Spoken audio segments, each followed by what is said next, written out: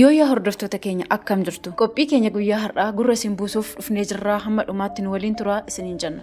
Qophiin keenya har'aas kan akka walitti loon ooffatee jetti.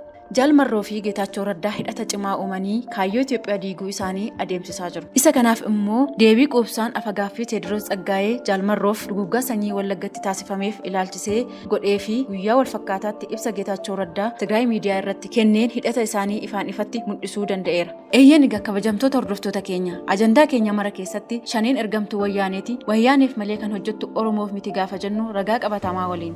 Qaamni shororkeessaan kun lamaan kaayyoon isaanii wayyaanee aangoo irraa ari'amte aangootti deebisuuf uummata bara dheeraa aadaa fi seenaa waliif kabajaa waliin jiraachaa as ga'an irratti duguggaa sanyii gaggeessuun uummanni mootummaa dimokiraatawaa kana irratti akka kaka'u gochaa jiru. Abaaboo shaneen harka irraa nyaatte kan deebitee ciniinte oolmaa Dr. Abiyyi dagachuun deebitee har'a gaafa of gurgurtee kaayyoo manaa baateef dagattee hojii ishii duguggaa sanyii gaggeessaa jirti.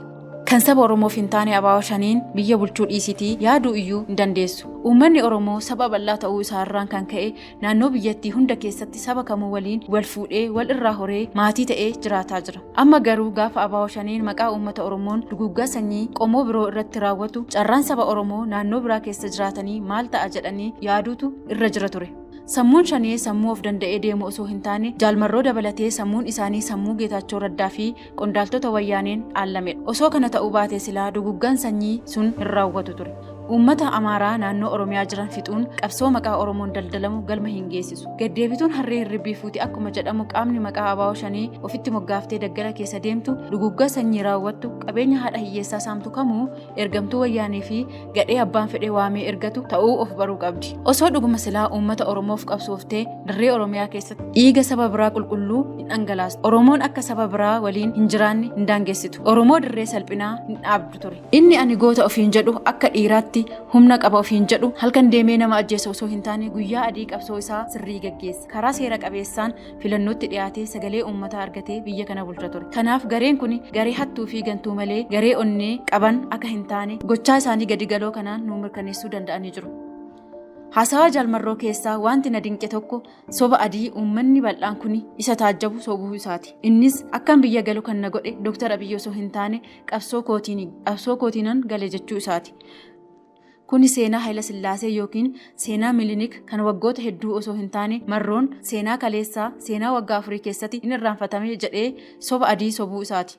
Wayyaaniin har'a naxalaa yookiin balee tokkoon qaddasiisna jettan kuni warra kaleessa shororkeessituu isiniin jedhee waggoota 27f gammoojjii Eertiraa keessa isin foqoqsaa ba'ee ta'uu dagatanii har'a mana warra gumaa dhaabbattanii yeroo diina wajjin Oromiyaa fi Oromoo xinneessitan arguu caala wanti nama qaanessu hin jiru.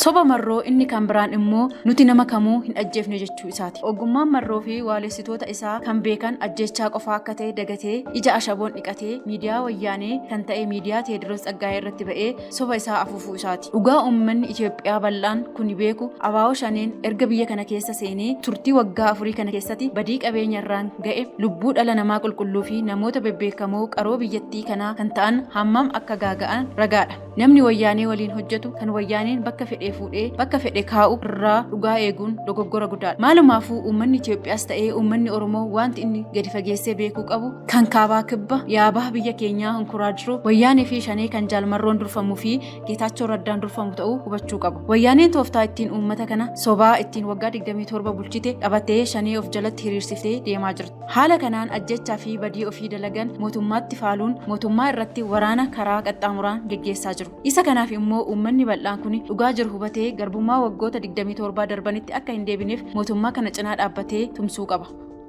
Mee rabbisin taa agarsiisu yaa uummata mootummaan hojii misoomaa eegale dhiisee akka marroon jedhu kana yoom hojii gadi galoo akkanaa hojjeta. Marroo fi Geetaachoo Raddaa wal dubbisaa Wallaggatti yoo marroon nama fixu Geetaachoo Raddaa uummata Oromoo fi Amaaraa wal nyaachisuuf Oromoo Walloo irratti ajjechaa raawwata. Isaan booda uummanni lamaan kan waliin adii gurraacha arganii as ga'an achii Oromoon Amaaraa ajjeesa Wallotti immoo Amaarri Oromoo fixe yaada jedhu akka horataniif gamaa gamasii uummata miskiina kana irratti ibidda isaanii qabsiisu. Namni bulchiinsa Dr. Abiyyi irraa komii qabu karaa seera qabeessaan teessoo irra taa'ee isa waliin rakkoo jiruu fi dogoggora jiru irratti mari'ata malee uummata miskiina uummata Oromoos ta'ee uummata Amaaraa irratti duguuggaa sanyii hin raawwatu. Sababiin isaas aangoo Dr. Abiy irraa fudhachuun kan danda'amu dhiiga haadha hiyyeessaa fi dhiiga daa'imman dhalatu harkatti of faalanii osoo hin taane marii fi filannoo dimokiraatawaa ta'een kan furamuu qabudha. Shanee fi wayyaaneen qaama kaayyoo hin qabne kan yaadaa fi karoora malee biyya kana goolaa jiranidha. Uummanni keenya waan kanatti dammaquu qabnaan dhaamsa keenya guddaadha. Waan hordoftaniif galatoomaa isiniin jechaa kuyyuu miidiyaa laayik, sheer, sabskiraayib gochuu hin dagatinaan dhaamsa keenya guyyaa har'aati.